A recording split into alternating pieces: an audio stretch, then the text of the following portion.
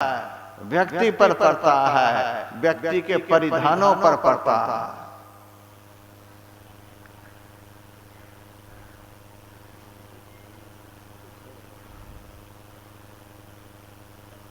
हो कोई पहरेदार, घुसपैठी आ गए,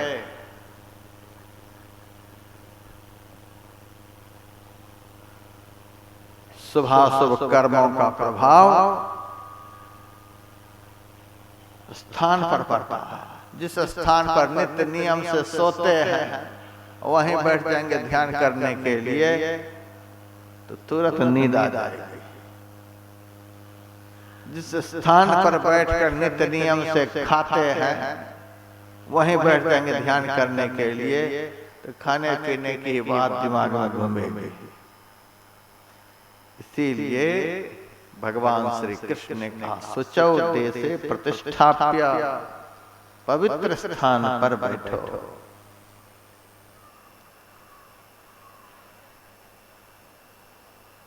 पहले जमाने में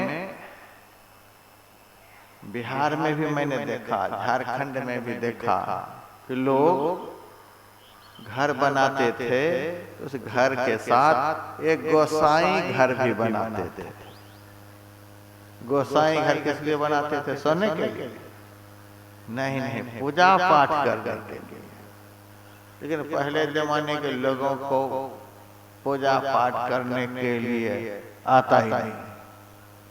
मिट्टी का पिंडा बना दिया, सिंदूर चिपका दिया, अब बस भक्ता बैठ करके गर्दन पर हिला रहा है, बस पूजा हो रही है। यह नहीं, गोसाई घर, गो कहते हैं इंद्रियों को, और हमारी जितनी भी इंद्रियां हैं बहुत चंचल है। पंच विषयों की तरफ दिन रात भागती ही रहती। साईं का अर्थ होता है स्वामी। समग्र चंचल इंद्रियों को जिस घर में बैठकर अपने वश में करने का प्रयास किया जाए उसी घर का नाम है गोसाई घर। गो का साईं बनना है, स्वामी बनना है, अर्थात इंद्रियों का मालिक बनना है, इंद्रियों को निग्रह करने वाला बनना है। यह नहीं कि इंद्रियों के पीछे भागते रहना। ऐसे घर लोग बनाते थे। अब लोग कहते महाराज उतनी जगह कहाँ है। हम तो जब कुछ दिन पहले पूर्णिया गए तो सिर पीट लिए। एक डॉक्टर साहब ने हॉस्पिटल का शिलान्यास मेरे से करवाया। मैंने कहा यहाँ जगह का दाम क्या है? महाराज हमने तो 71 लाख रुपए इकट्ठा लिए, अब 91 लाख हो गए हैं, करोड़ छूने वाले हैं सिविल लाइन में। बंगलोर में भी इतनी महंगी जगह। अब इसमें आप कहते हैं गोसाई घर बनाने के लिए 1 करोड़ 1 कट्ठा की कीमत है, कह रहे गोसाई घर अलग से बनाओ, बिक ही जाएंगे महाराज। ऐसे गोसाई को हम दूर से प्रणाम करते हैं। तो मैंने कहा अच्छा इतनी महंगी जगह है, अलग से कमरा नहीं बनाते। चलो कोई बनाना तो चाहिए।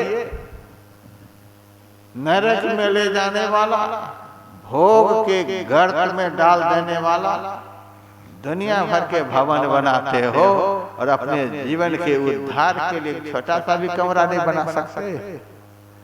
अपने जीवन का कल्याण करने के लिए एक छोटा सा भी भवन नहीं बना सकते। बनाना चाहिए। यदि आप नहीं बना पाते चलिए कोई बात नहीं, हमारे संत ने तो बहुत छूट दिया है समाज को। रामकृष्ण परमहंस ने कहा ध्यान करना मन में, वन में और घर के कोने में। एक ही घर है कोई बात नहीं, एक ही कमरा है कोई बात नहीं। घर के कोने 3 फुट लंबी और 3 फुट चौड़ी, एक आसन बिछाने लायक जगह को ध्यान करने के लिए रखा है। एक ही जगह पर नित्य नियम से बैठे, वह जगह जगह नहीं रह जाएगी, वह जगह हरिद्वार ऋषिकेश से भी बढ़कर तीर्थ बन जाएगी। एक ही जगह पर भोजन आप 20 जगह बैठ करके करें कोई बात नहीं, शयन आप 30 जगह बैठ करके करें कोई बात नहीं, और दुनिया का काम आप दुनिया भर घूम घूम करके करें कोई बात नहीं, लेकिन भजन एक ही जगह पर नित्य नियम से करें तो स्थान पर बैठते ही आपके मन में होगा कि हम किस लिए बैठे हैं, किस काम के लिए बैठे हैं, कुछ कर लेना चाहिए, कुछ करना चाहिए।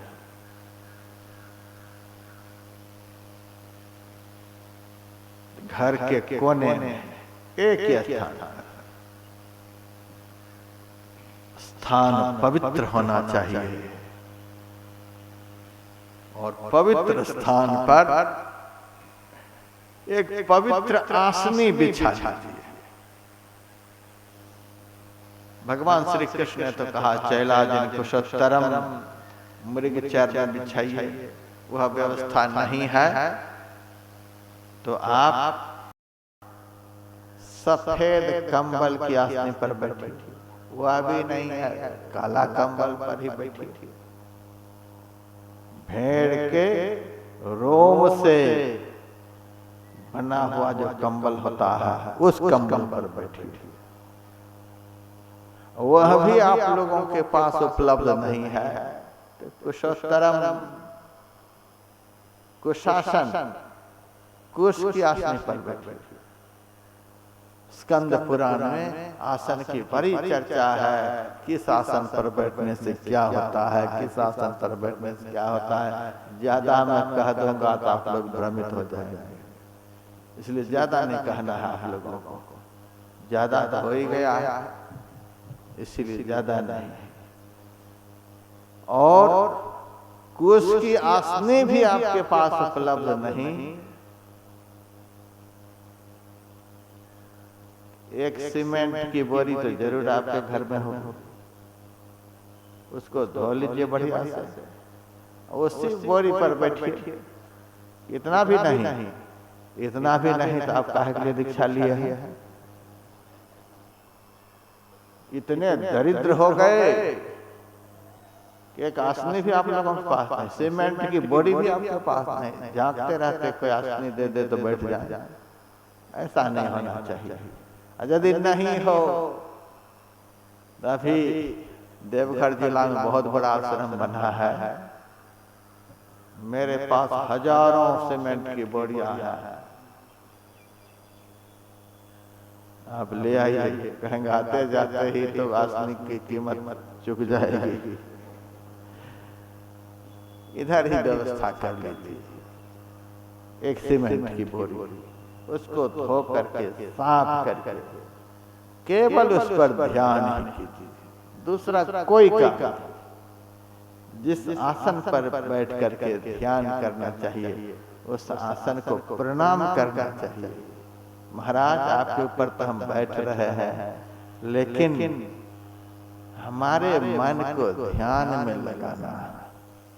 बड़ा आदर हम करते हैं, आपके ऊपर हम बैठ रहे हैं, चरण रख रहे हैं, क्षमा करना और हमारे मन को ध्यान में लगाना। जिस काम के लिए बैठे हैं उस काम को करने देना। इस आदर के साथ आसन को बिछाना चाहिए।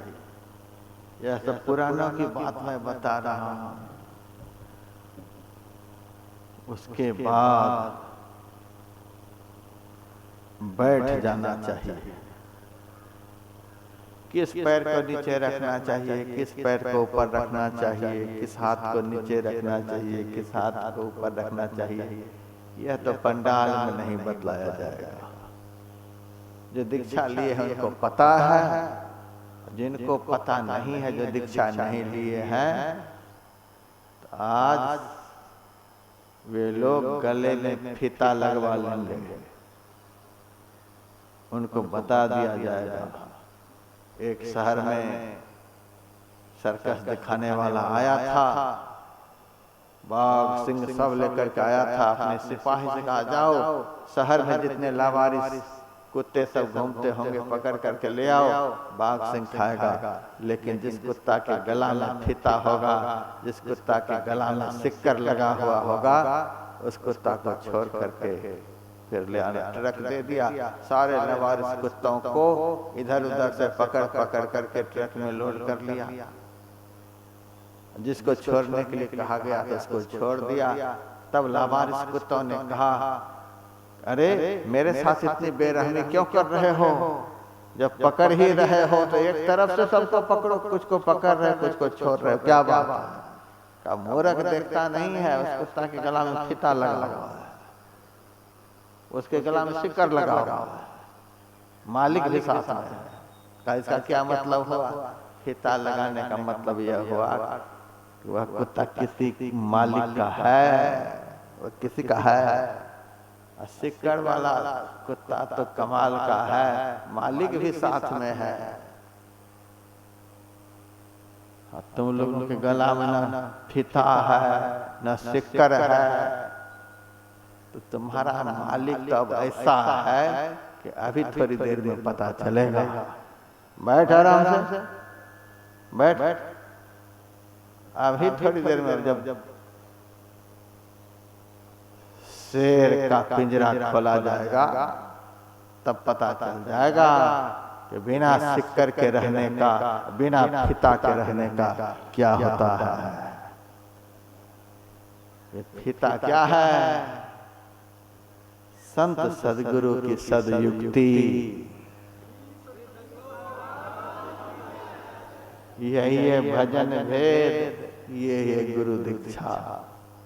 अब भजन करके जिन्होंने भजन में कुछ देख लिया तो समझिए देखने वाले के साथ तो गुरु महाराज भी घूमते हैं।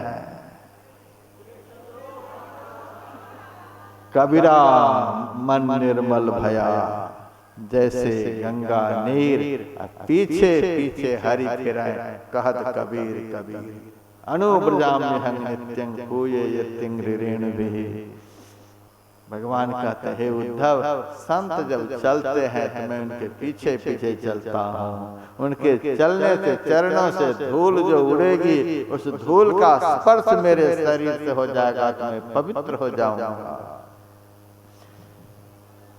संत के पीछे पीछे तो भगवान चलते हैं, इसलिए संत की तरफ तो कोई देख ही नहीं सकता। और संत का मंत्र भी जिन्होंने जीवन में प्राप्त कर लिया, वह मंत्र ही फीता है, वह भी कराल काल के गाल में नहीं जाएगा। गुरु पद को बड़ प्रताप, भक्तन को हरत ताप। अति कराल काल कांप, अस प्रभाव न्यारे। कराल काल भी कंपायमान हो जाता है।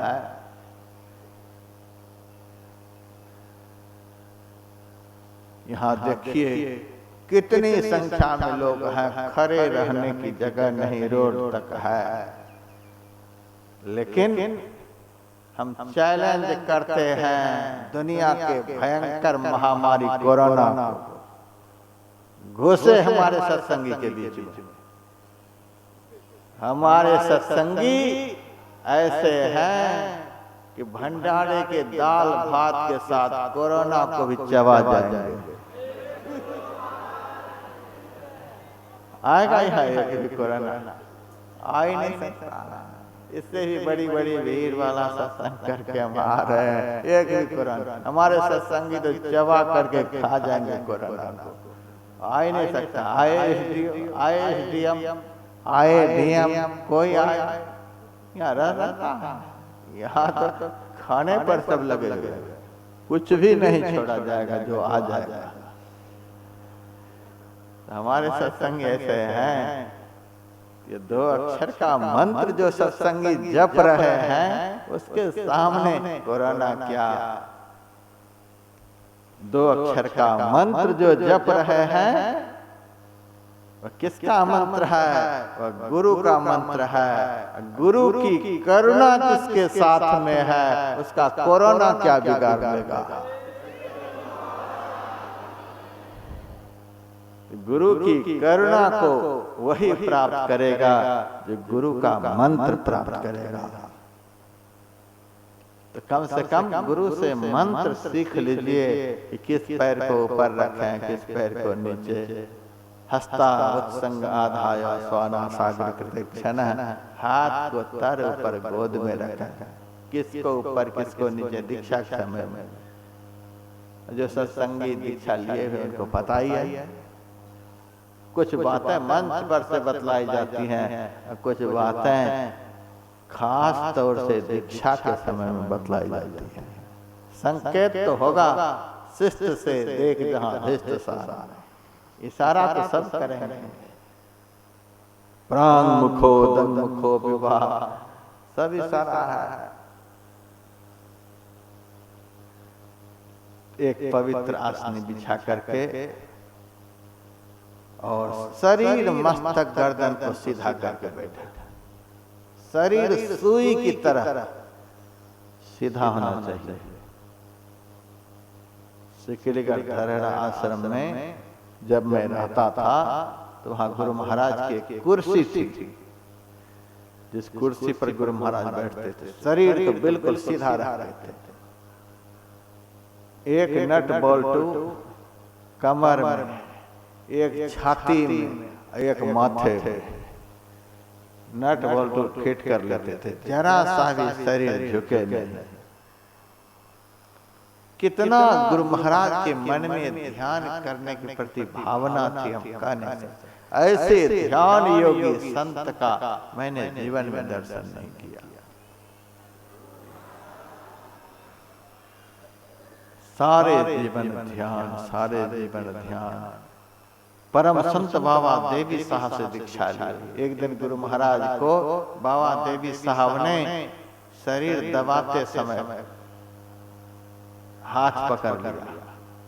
गुरु महाराज के हाथ को बाबा साहब ने पकड़ लिया और कमर से नीचे भाग पर ले गया। कहा, बताओ यहाँ की चमड़ी कैसी है? गुरु महाराज ने कहा, हाथी की चमड़ी से भी ज्यादा मोटी है। बाबा साहब ने कहा, इतनी मोटी चमड़ी कैसे हो गई है सरकार? पता नहीं। परम संत बाबा देवी साहब ने कहा, ध्यान करते करते बाबा साहब ने इतना ध्यान किया था, इतना ध्यान किया था कि नीचे की चमड़ी हाथी की चमड़ी की तरह मोटी हो गई थी। हम लोग तो 10 मिनट बैठते नहीं। बाबा ध्यान में कहाँ कुछ दिखता है, ध्यान में कहाँ कुछ मिलता है। हाथी की तरह चमड़ी होनी चाहिए, इतना अभ्यास किया जाए।